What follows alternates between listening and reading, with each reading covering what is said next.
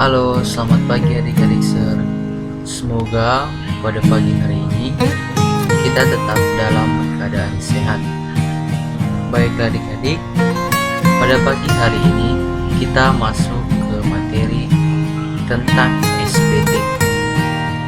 Adik-adik sudah tahu apa itu SPT? SPT itu singkatan dari surat pemberitahuan.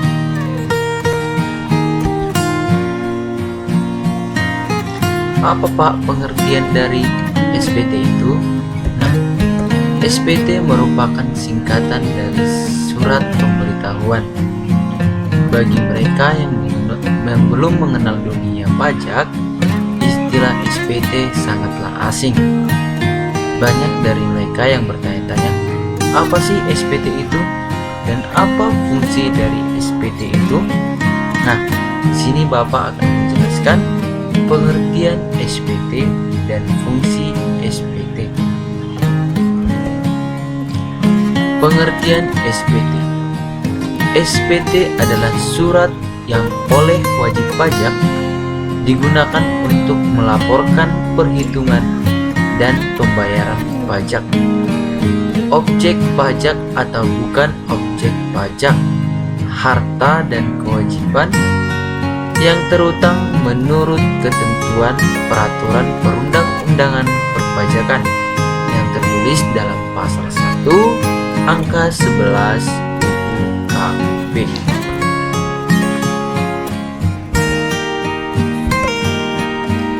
Apa sih Pak fungsi dari SPT? Untuk apa itu SPT? Nah, fungsi SPT adalah sarana yang digunakan wajib pajak atau PKP, pengusaha kena pajak untuk pelaporan dan pertanggungjawaban.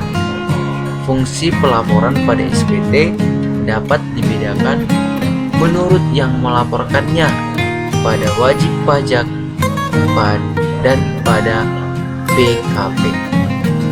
Bagi wajib pajak, fungsi pelaporan SPT terkait dengan beberapa kegiatan berikut. Yang pertama, perhitungan jumlah pajak penghasilan yang sebenarnya tertuang. Yang kedua, perhitungan penghasilan yang merupakan objek pajak dan atau bukan objek pajak. Yang ketiga, harta dan kewajiban. Nah, bagi PKP, fungsi SPT sebagai sarana untuk melaporkan kegiatan antara lain.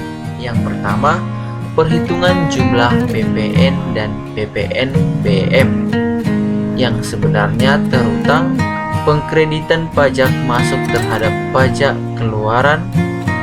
Yang kedua, pembayaran atau pelunasan pajak yang telah dilaksanakan sendiri oleh PKP atau melalui pihak lainnya.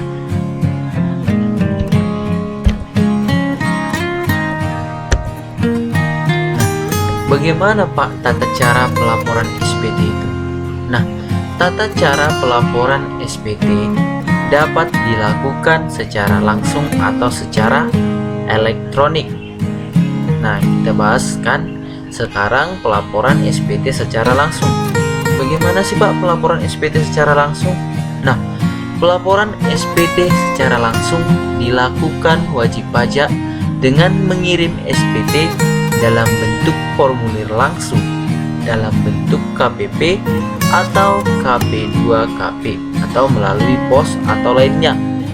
Tata caranya yaitu pengambilan formulir SPT, pengisian SPT, penandatanganan SPT, dan penyampaian SPT.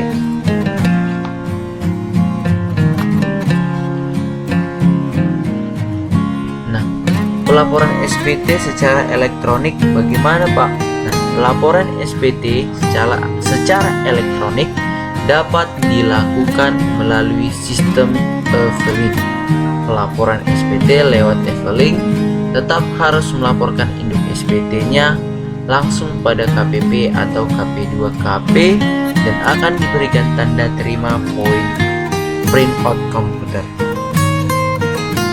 Nah, Tata cara yang lainnya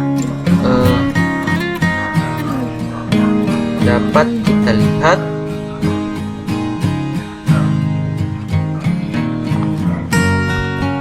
dalam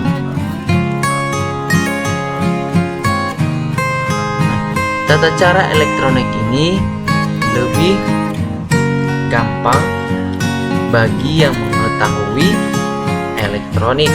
Mengapa? Karena melalui sistem Evelyn, pelaporan SPT lewat Evelyn lebih mudah karena menggunakan alat yang canggih. Sedangkan SPT secara langsung harus mengisi formulir SPT atau mengambil formulir SPT, pengisian SPT dan penandatanganan SPT dan penyampaian SPT. Nah, di sini ada pengelolaan SPT. Nah, bagaimana pengelolaan SPT itu? Nah, pengelolaan SPT yaitu tata cara penerimaan dan pengelolaan SPT ini dilakukan oleh Dirjen Pajak, meliputi penelitian kelengkapan, pemberian tanda terima, pengelompokan SPT, rekaman data SPT, dan tindak lanjut pengelolaannya. Baiklah adik-adik, di sini Sir akan memberikan tugas. Tugas yang pertama, apa itu pengertian dari SPT? Nah, kalian cari pengertian SPT paling sedikit 3 menurut para ahli. Baru kalian simpulkan dari yang ketiga tersebut. Yang kedua, sebutkan fungsi SPT bagi wajib pajak dan PKP. Dan yang ketiga, jelaskan bagaimana cara pelaporan SPT.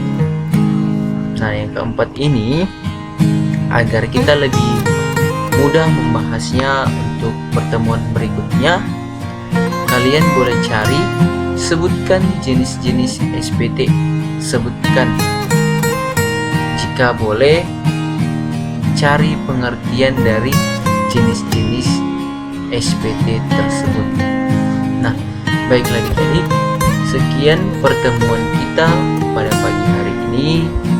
Semoga pembelajaran pagi hari ini dapat bermanfaat untuk adik-adik sekalian. Selamat pagi.